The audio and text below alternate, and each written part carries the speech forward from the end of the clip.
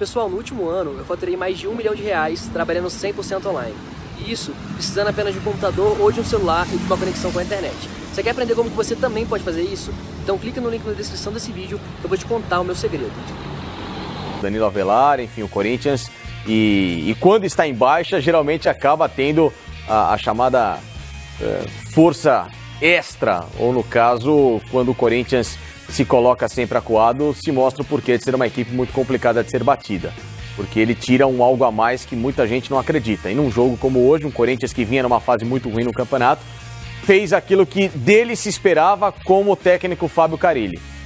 E exatamente no mesmo script, só que em ambiente diferente, do que foi aquele clássico de 2017, na virada de chavinha do Corinthians naquela ocasião. Um Corinthians que se defendeu, um Corinthians que segurou o resultado, um Corinthians que foi na proposta de uma bola e que conseguiu essa uma bola diante do Palmeiras. Sabe que se fosse para cima, de se expor, o Corinthians também nem tem essa característica, mas se buscasse o jogo contra um Palmeiras que veio numa escalação muito aguda, com Carlos Eduardo, Dudu, com Borja, com Lucas Lima, fatalmente o Corinthians sofreria, como sofreu boa parte do jogo, os ataques da equipe do Palmeiras.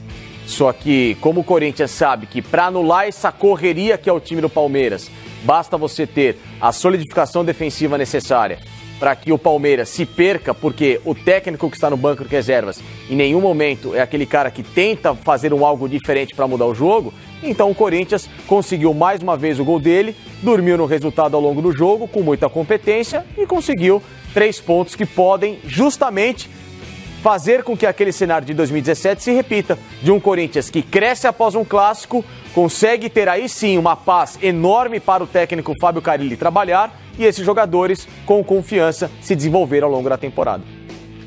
Pois é, aconteceu em 2017, no ano passado também muita polêmica e o Corinthians sendo campeão dentro da arena do Palmeiras. A gente sabe que clássico, apesar de sempre muita gente apontar favoritos, e o Palmeiras era apontado como favorito por quase todo mundo, chega lá o time que estava desacreditado, que estava em má fase, que foi derrotado para o Red Bull Brasil e merecidamente, pelo menos na minha opinião, muito merecidamente, o Corinthians foi mais eficiente, aproveitou a sua oportunidade, conseguiu ali brecar as principais jogadas do Palmeiras, que apostou muito na bola aérea, né, Eugênio? Não sei se você concorda, se você pensa assim, e o Corinthians consegue mais uma vitória jogando na casa do adversário. Antes do Eugênio falar, lembrando que daqui a pouco a gente vai ter a Nadine Bastos aqui analisando a expulsão do Daverson e os lances também mais polêmicos da arbitragem desse clássico entre Palmeiras e Corinthians, Eugênio.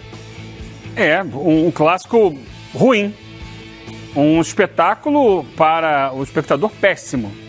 O Corinthians que fez um gol logo no início, de bola parada, você disse, apostou muito na bola parada, dá para dizer que apostou muito, porque foi praticamente a única vez que ele foi ao ataque. E aí se aproveitou, primeiro, da qualidade do Sornosa, que se tem qualidade, é justamente na bola parada, no escanteio, na falta, ele bate muito bem.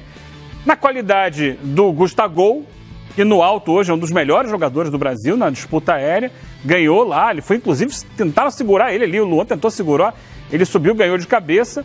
E no sangue frio do lateral esquerdo, Danilo Avelar, que ganhou um presente, né? A bola caiu no pé dele, sem marcação, na pequena área, com o goleiro no chão. Estava no lugar certo, na hora certa. Tá, mas só oportunista. Desculpa, talvez você tenha entendido errado, ou eu, de repente, não consegui passar direito. Mas eu disse que o Corinthians conseguiu brecar as ações do Palmeiras e obrigou o Palmeiras, talvez, a apostar demais na bola aérea, não o Corinthians. Continua o seu raciocínio. É verdade, aconteceu isso, mas o que eu quis dizer simplesmente é o seguinte: o Corinthians fez o gol e não foi mais ao ataque.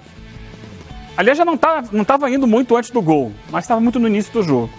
Então ele se posicionou marcando, como dizem os técnicos na linguagem, né, em bloco baixo, ou seja, da intermediária de defesa para trás, bloqueando os espaços ao Palmeiras, deu a bola ao Palmeiras e ficou tranquilo, porque o Palmeiras é um time mecanizado.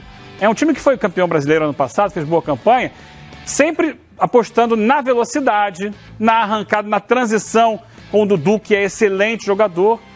Mas o Corinthians, entendendo isso, tirou a velocidade. Tirou do Palmeiras a possibilidade de aplicar isso em cima dele. Quando você marca lá atrás, você já ocupou aquele espaço do campo, não tem como correr. E aí faltou ao Palmeiras entender a leitura do jogo. O Filipão foi mal nas substituições que ele fez, porque ele trocou basicamente 6 por meia dúzia. Quando ele tira no intervalo o Carlos Eduardo para botar o Felipe Pires, um é o clone do outro. São jogadores de velocidade e drible. Mas contra uma defesa trancada como o Corinthians, que fez um 4-1-4-1, o Jadson voltou para compor o lado do campo, ora pelo esquerdo, ora pelo direito, trocando com o Matheus Vital. Não adianta você ter jogador de velocidade para botar a bola na frente, que não vai botar a bola na frente. A defesa já está postada ali. Depois ele tira o Borja para colocar o Davidson, tira um centroavante para colocar outro.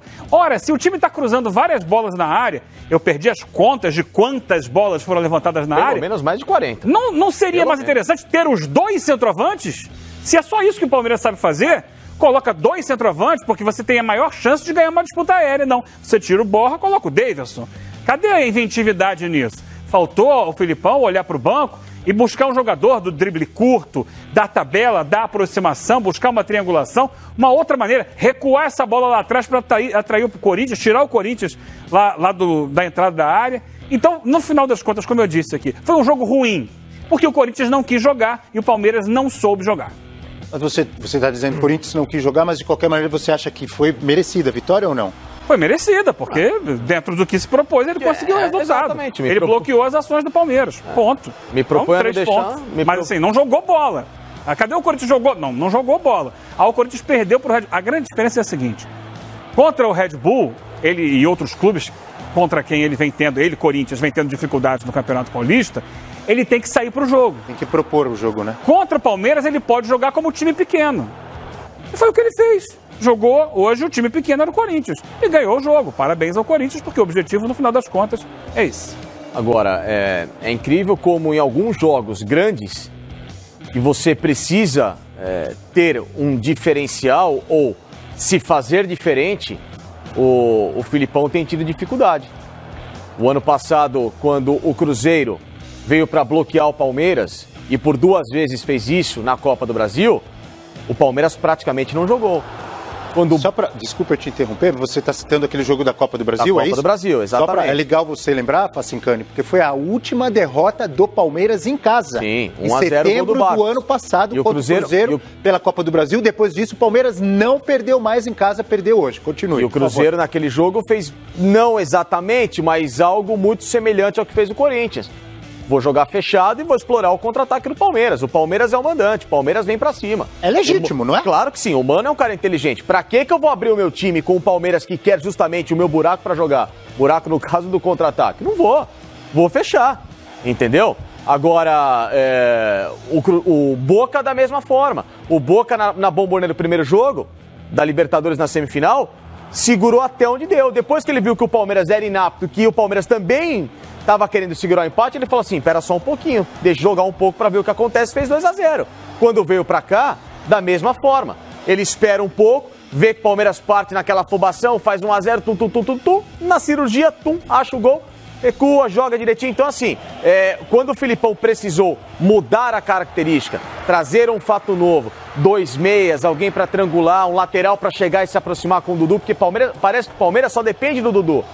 Em muitos momentos do jogo, o Dudu sozinho com a bola, conduzindo. Tinha lance do Dudu contra 3 marcadores. Não tinha ninguém se aproxima do Dudu. É tipo, o Dudu é o cara, hoje ele é o melhor, então o Dudu vai resolver. Existe realmente uma Dudu dependência? Existe, sabe por quê, Abel? Porque o Dudu foi o único jogador do time do Palmeiras que jogou todos os jogos do Campeonato Paulista. Por que se o time tem tanto rodízio, se o time tem tanto elenco, o Dudu joga todos os jogos? Não pode ser assim também. Numa hora dessa, você até arrebenta o Dudu. É claro que o cara que é o craque do time tem de jogar os principais jogos principais, é lógico. Mas agora precisa só o Dudu é o cara que joga lá praticamente 90 minutos. Por quê? Parece que o Palmeiras espera que o Dudu todo jogo resolva. E não pode ser só o Dudu.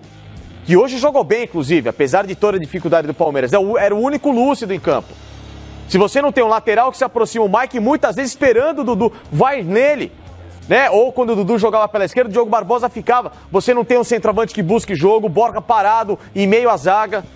O Davidson da mesma forma. Ele ainda vem buscar um pouco mais o jogo, mas participa pouco. Lucas Lima de novo apagadíssimo. Como é que o meia, que é o cara da criação, não... Pessoal, no último ano eu faturei mais de R$1 milhão trabalhando 100% online.